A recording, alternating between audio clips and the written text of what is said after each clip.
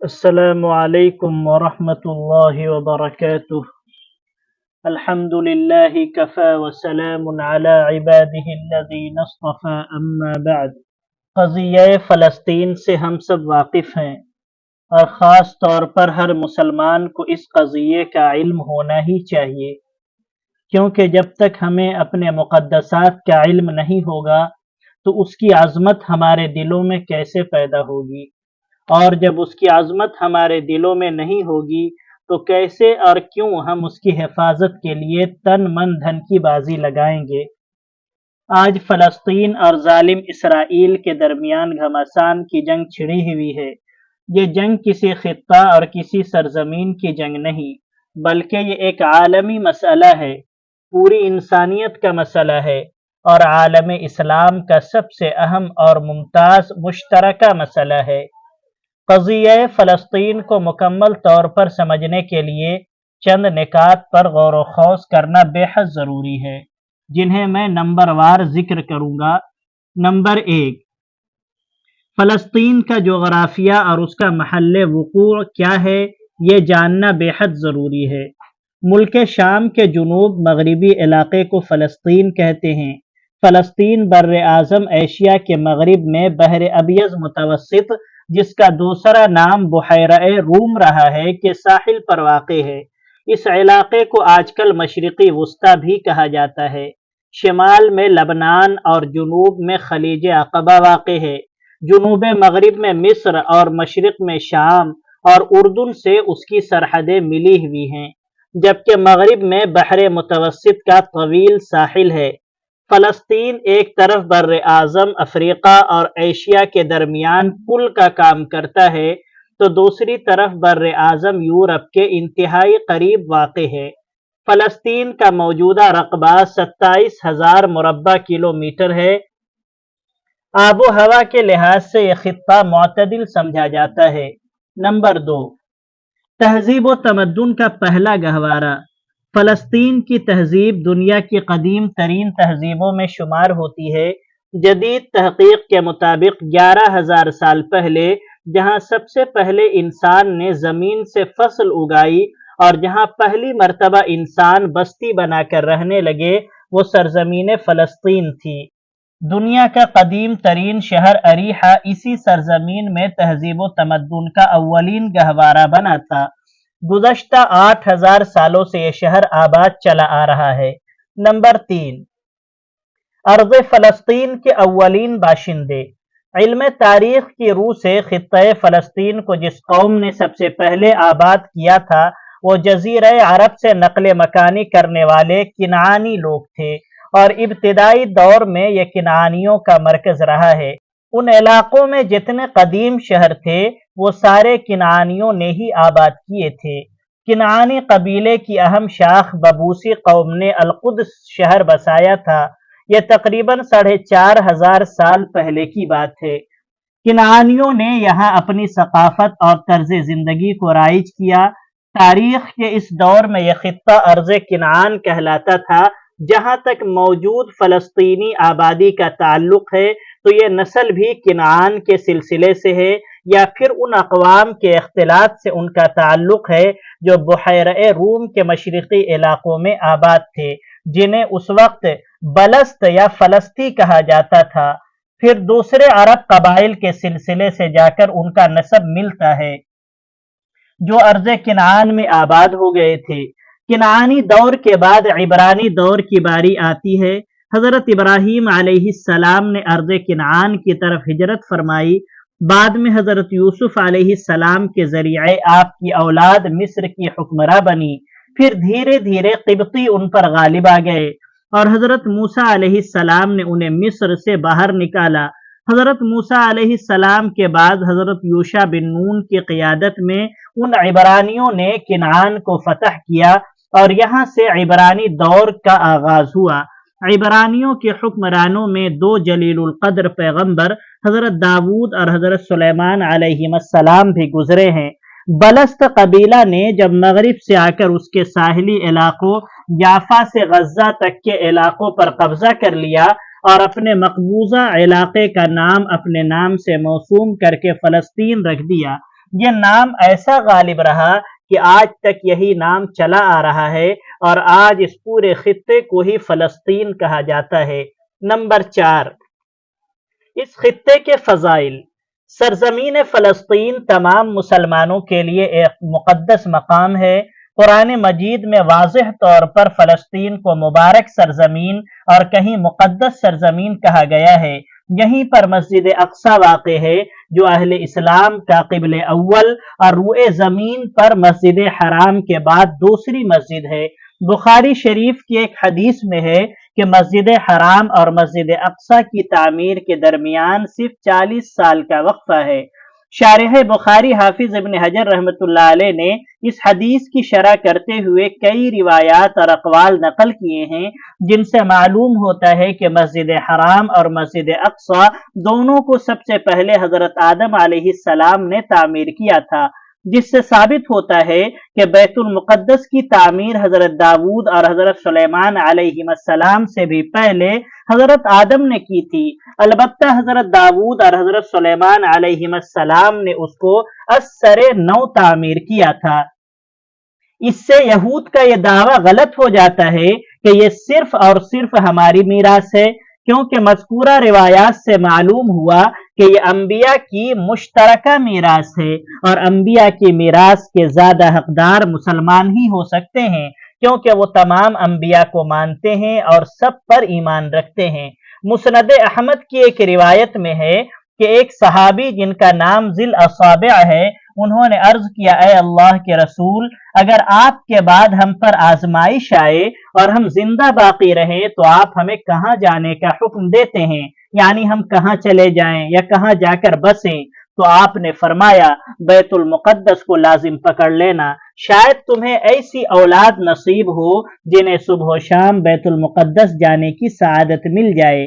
یعنی ایک تو آپ سفارش فرما رہے ہیں کہ فتنوں کے دور میں بیت المقدس کو جائے پناہ بناؤ، دوسرے آپ اس بات کی بھی تعریف فرما رہے ہیں کہ یہ تمہارے لیے اعزاز کی بات ہوگی کہ تمہاری اولاد مسجد اقصی میں آتی جاتی ہو، جہاں اس مسجد میں نماز پڑھنے کا درجہ مسجد حرام اور مسجد نبوی کے بعد فضیلت رکھتا ہے۔ ابن ماجہ کی ایک حدیث میں ہے کہ بیت المقدس میں نماز پڑھنے کا ثواب 1000 نمازوں کے برابر ہے، اور یہ فضیلت دنیا کی صرف 3 مسجدوں کو حاصل ہے جہاں نماز کا ثواب دیگر مساجد میں نماز پڑھنے سے زیادہ ہے۔ مسجد حرام میں ایک نماز کا ثواب 1,00,000 نمازوں کے برابر ہے، اور مسجد نبوی میں ایک نماز کی فضیلت 50,000 نمازوں کے برابر ہے، اور مسجد اقصی میں ایک نماز کا ثواب 1000 نمازوں کے برابر ہے۔ اسی لیے ان 3 مساجد کے علاوہ دنیا کی کسی اور مسجد کی طرف نماز پڑھنے کی غرض سے سفر کرنے سے منع کیا گیا ہے، کیونکہ سب کا ثواب برابر ہے۔ اسلامی تعلیمات کے مطابق اس سرزمین پر حشر قائم ہوگا اور اسی سرزمین پر لوگ دوبارہ زندہ کیے جائیں گے۔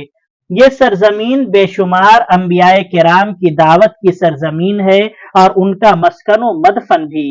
یہیں سے رسول اکرم صلی اللہ علیہ وسلم معراج کے سفر پر تشریف لے گئے تھے۔ مکہ مکرمہ کے بعد آپ کی پہلی منزل یہی مقدس سرزمین تھی اور یہیں آپ نے انبیاء کرام کی امامت فرمائی تھی۔ قیامت کے قریب آخری معرکہ دجال اور حضرت عیسیٰ علیہ السلام کے درمیان اسی سرزمین پر برپا ہوگا، اور اس وقت دجال کے مددگار یہی یہودی ہوں گے اور مسلمانوں کا پڑاؤ دارالاسلام یہی ہوگا۔ اس سرزمین کو یہ حیثیت بھی حاصل ہے کہ محض اللہ کی خوشنودی کے لیے یہاں مقیم ہونا دوسری جگہ میں جہاد کرنے کے مساوی فضیلت رکھتا ہے۔ اس خطے میں ہمیشہ ایک ایسا گروہ موجود رہے گا جو حق پر قائم رہے گا اور اس کے لیے لڑتا رہے گا، خواہ ان کی مدد کرنے والا کوئی نہ ہو، یہاں تک کہ قیامت آ جائے گی۔ نمبر 5، فلسطین عربوں کا تھا، ہے اور رہے گا۔ ظہور اسلام کے بعد فلسطینیوں کی اکثریت مسلمان ہو گئی تھی اور وہاں کی سب سے زیادہ بولی جانے والی زبان بھی عربی تھی۔ 15 ہجری سے لے کر آج تک فلسطین کی شناخت اسلامی رہی ہے اور تاریخ کے اس طویل ترین عرصے میں اسلام کے علاوہ کوئی اور شناخت اس سرزمین کی نہیں رہی ہے۔ 6 صدی ہجری میں بلاد اسلامیہ پر صلیبیوں نے حملہ کیا، جس کے نتیجے میں فلسطین میں صلیبی حکومت قائم ہو گئی۔ طاقت و قوت کے بلبوتے پر 70,000 مسلمانوں کو تہہ تیغ کیا گیا، لیکن صلیبیوں کی یہ حکومت دیرپا ثابت نہ ہو سکی اور سلطان صلاح الدین ایوبی نے 12 اکتوبر 1187 کو عیسائیوں کے چنگل سے اسے آزاد کرا لیا۔ اسی طرح فلسطین کی آبادی کا ایک حصہ یہودیوں کے ظلم و جبر کی وجہ سے 1948 میں دوسرے ممالک میں ہجرت پر مجبور کر دیا گیا تھا، مگر ان سب کے باوجود فلسطین کی اسلامی اور عربی شناخت پر کوئی فرق نہیں پڑا۔ نمبر 6، صہیونیوں کا جھوٹا دعویٰ۔ یہودیوں کا یہ دعویٰ ہے کہ وہ بھی تاریخ قدیم سے اس شہر کے آباد کار ہیں۔ تاریخی حقائق اس دعوے کو جھٹلاتے ہیں۔ فلسطینی اس سرزمین کی آباد کاری میں گزشتہ 1500 سال سے مصروف کار ہیں، جبکہ اسرائیل کا جبری قیام تو حال کی بات ہے۔ یہ درست ہے کہ تاریخ کے ایک حصے میں بنو اسرائیل کو فلسطین کے بعض حصوں میں حکومت کرنے کا موقع مل گیا تھا، وہ بھی فلسطین کے بعض حصوں میں، نہ کہ پورے فلسطین میں۔ یہ کوئی 400 سال کا عرصہ بنتا ہے، خاص طور پر 584 قبل مسیح سے لے کر 1000 قبل مسیح تک۔ اس کے بعد بنو اسرائیل ارض کنعان منتقل ہو گئے تھے۔ 1948 تک انہیں اپنا آبائی وطن یاد ہی نہیں رہا۔ یہ ایک تاریخی حقیقت ہے کہ فلسطین میں اسلام کی حکمرانی کا عرصہ سب سے طویل 12 صدیوں پر مشتمل رہا ہے۔ اسلام قبول کر لینے کے بعد فلسطینی کسی اور دین میں داخل نہ ہوئے اور نہ اپنی سرزمین کو چھوڑ کر گئے۔ فلسطین کی تاریخ میں صرف 90 سال کی قلیل مدت ایسی ہے جس میں عیسائیوں کو صلیبی جنگوں میں سے ایک معرکے میں فتح پانے پر حکمرانی کا موقع ملا۔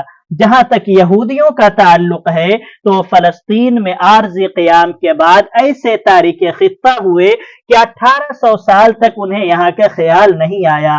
135 عیسوی سے لے کر 20ویں صدی کے طویل عرصے میں فلسطین کی سرزمین یہودیوں کے وجود سے خالی رہی۔ سیاسی لحاظ سے بھی، ثقافتی لحاظ سے بھی اور عمرانی لحاظ سے بھی۔ یہی نہیں، یہودیوں کی مذہبی تعلیمات کے مطابق فلسطین کی طرف ان کے لوٹنے کو حرام قرار دیا گیا ہے۔ یہودیوں کے معروف رائٹر آرتھر کوسٹلر نے جو معلومات جمع کی ہیں ان کی روح سے 80% یہودی اس بات پر یقین رکھتے ہیں کہ تاریخی لحاظ سے یہودیوں کا ارض فلسطین سے کوئی رشتہ نہیں بنتا۔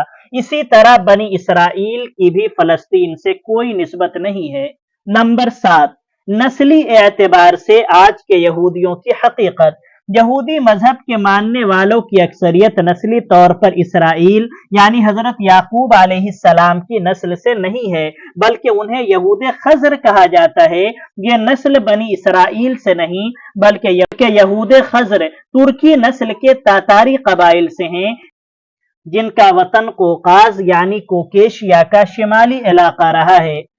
اس نسل کے لوگ 8ویں صدی عیسوی میں یہودی ہو گئے تھے۔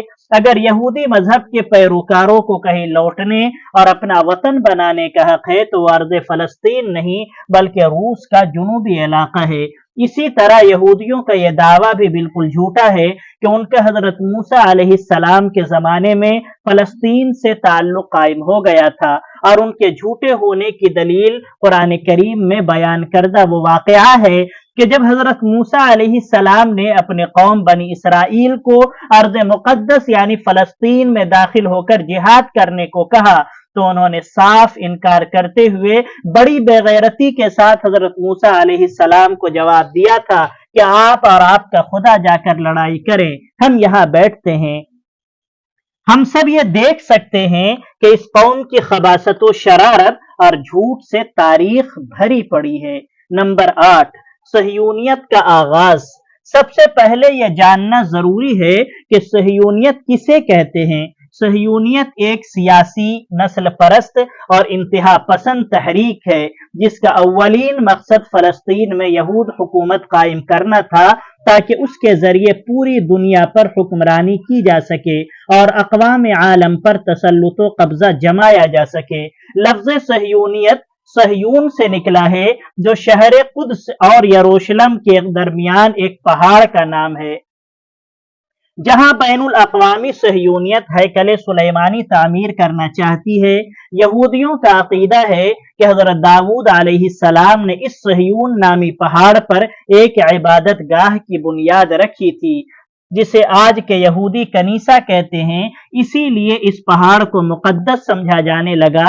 یہودیوں نے اس صورتحال سے فائدہ اٹھاتے ہوئے اس پہاڑی کو اپنے ادنیٰ مقاصد کے حصول کے لیے علامت بنا لیا، اسی سے لفظ صہیونیت بنا ہے، اور اس تحریک میں شریک یہودیوں کو صہیونی کہا جاتا ہے۔ تھیوڈر ہرٹزل صہیونیت کا پہلا وہ پرجوش داعی ہے جس کے افکار و نظریات پر آج صہیونیت گامزن ہے۔ اس تحریک کی بنیاد 1897 عیسوی میں سوئٹزرلینڈ میں اسی تھیوڈر ہرٹزل کے ہاتھوں رکھی گئی تھی۔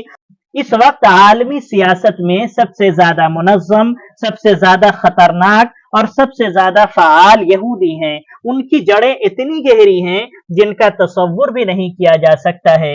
سابق سپر پاور روس، موجودہ سپر پاور امریکہ، دونوں عالمی بساط سیاست پر صہیونی طاقت کے مہرے ہیں۔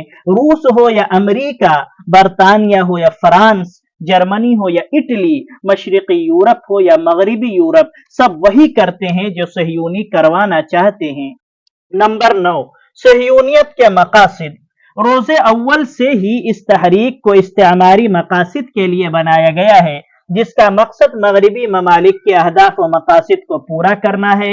تمام تر چالاکی اور عیاری و مکاری کے باوجود یہ تحریک پہلی جنگ عظیم تک کوئی نمایاں کامیابی حاصل نہیں کر پائی تھی۔ صہیونی تحریک ایک نسل پرستانہ، متعصبانہ، تشدد سے بھرپور، انتہا پسند تحریک ہے، جس کی رگوں میں مذہبی اور قومی عناصر پائے جاتے ہیں۔ اس تحریک کے پروان چڑھنے کا انحصار اس اصول پر رکھا گیا ہے کہ فلسطین کے اصل باشندوں کے کتنے حقوق چھین کر یہاں بسنے والے غاصب یہودیوں کو دیے جا سکتے ہیں۔ نمبر 10، فلسطین کی تقسیم۔ 1947 میں اقوام متحدہ نے، جو ہمیشہ سے یہودیوں اور مغربی ممالک کا آرائے کار رہا ہے، اپنے مشترکہ اجلاس میں ایک قرارداد پاس کیا کہ فلسطین کو تقسیم کر کے 2 ملک بنا دیے جائیں، ایک عربی خطہ جو کل اراضی کا 45% ہو، اور ایک یہودی خطہ جو کل اراضی کا 54% ہو، جبکہ قرارداد میں 1% رقبہ یعنی بیت المقدس بین الاقوامی عملداری کے حوالے کرنے کی سفارش کی گئی۔ یہودیوں نے اس فارمولے کو قبول کر لیا، جبکہ فلسطینی مسلمان اور عرب ممالک نے اپنے درمیان ایک یہودی ریاست کے قیام کو یکسر مسترد کر دیا۔ نمبر 11، 14 مئی 1948 کی شام اسرائیل نے اپنی خود مختاری کا اعلان کر دیا، جسے چند لمحوں میں مغربی ممالک، امریکہ، برطانیہ اور یورپ نے تسلیم کر لیا۔ اسی طرح روس اور دیگر طاقتور ممالک نے بھی منظوری دے دی۔ اسلامی ممالک میں سے صرف ترکی اور اس وقت کے شاہ ایران نے یہ ناجائز ریاست تسلیم کر کے اپنی فکری ضلالت پر مہر تصدیق ثبت کر دی۔ مغربی استعمار خصوصاً برطانیہ متعدد اغراض کے لیے عالم اسلام کے بیچ میں یہودی ریاست کا قیام عمل میں لانا چاہتے تھے۔ اس چھوٹی مگر خطرناک ریاست سے ایک طرف عالم اسلام کے 2 بازو الگ ہو گئے، ایک طرف افریقہ کے مسلم ممالک تھے تو دوسری طرف ایشیا کے مسلم ممالک، اور ان کے بیچوں بیچ صہیونی ریاست جو انہیں کاٹنے کے لیے بنائی گئی تھی۔ صہیونی ریاست مسلم خطوں کی وحدت میں سب سے بڑی رکاوٹ رہی ہے۔ اس سازش کی وجہ سے عالم اسلام میں متحدہ قوت کے ابھرنے اور ترقی کے امکانات کے سامنے ایک دیوار کھڑی کر دی گئی ہے۔ مسلم ممالک صرف صارفین ہیں اور صہیونی ریاست مغربی مال کی مشرق میں فروخت کی گزرگاہ۔ صہیونی ریاست کے ناسور کی وجہ سے عظیم اسلامی وحدت جنم نہیں لے پائی ہے۔ مغرب ایک لمبے زمانے سے فلسطین میں یہودیوں کو بسانے اور انہیں مستقل ریاست دینے کی کوششوں میں لگا ہوا تھا، مگر اس میں خاطر خواہ کامیابی نہیں مل رہی تھی۔ لیکن پھر دنیا کے حالات میں ایسی تبدیلیاں رونما ہوئی جس نے مغرب اور یہودی قوم کو بہترین موقع فراہم کیا۔ یہود نے اپنی عیاری و مکاری اور مال و دولت کو اس میں استعمال کیا اور مغرب کی استعماری سوچ نے اس کو تقویت دی۔ خاص طور پر 4 حالات کا ذکر ضروری معلوم ہوتا ہے۔ نمبر 1، 2 عالمی جنگوں کا وقوع پذیر ہونا۔ نمبر 2، ہٹلر کے ہاتھوں یہودیوں کا قتل عام جس سے وہ دنیا کو اپنی مظلومیت دکھا پائے۔ نمبر 3، خلافت عثمانیہ کا زوال۔ نمبر 4، فلسطین کا برطانوی استعمال کے زیر دست ہو جانا۔ سب سے آخری وجہ یعنی فلسطین کے برطانوی استعمار کے ماتحت ہونے کی وجہ سے برطانیہ کو سرزمین فلسطین میں یہودیوں کو بسانے کا بھرپور موقع ملا اور اس نے جی جان سے یہودیوں کا تعاون کیا۔ مقامی باشندوں کو ان کی زمینوں سے بے دخل کیا گیا، یہودی بستیاں آباد کی گئیں، تل ابیب کو مضبوط کیا گیا۔ یہودیوں کے استحکام سے مطمئن ہو کر خود 14 مئی 1948 کو فلسطین سے نکلنے کا اعلان کر دیا۔ جاتے جاتے اہم مقامات، سرکاری دفاتر، ہوائی اڈے یہودیوں کو بطور بخشش دیے گئے، جبکہ مسلمانوں کا جانی، مالی اور معاشی استحصال کیا گیا، جس کے نتیجے میں بہت سے مسلمان قتل ہوئے اور اکثر و بیشتر ہجرت کرنے پر مجبور ہو گئے۔ اس طرح یہودیوں اور مغربی ممالک کی چال بازی اور اسلام اور مسلمانوں کے خلاف ان کی ازلی دشمنی کی وجہ سے دنیا کے نقشے پر ایک ناجائز، غاصب اور ظالم و جابر ریاست کا قیام عمل میں آیا جسے اسرائیل کہا جاتا ہے، اور یہ عالم اسلام کے قلب میں خنجر کی طرح پیوست ہے۔ وصلی اللہ تعالی علی سیدنا و نبینا محمد صلی اللہ علیہ وسلم وآلہ وصحبہ وبارک وسلم۔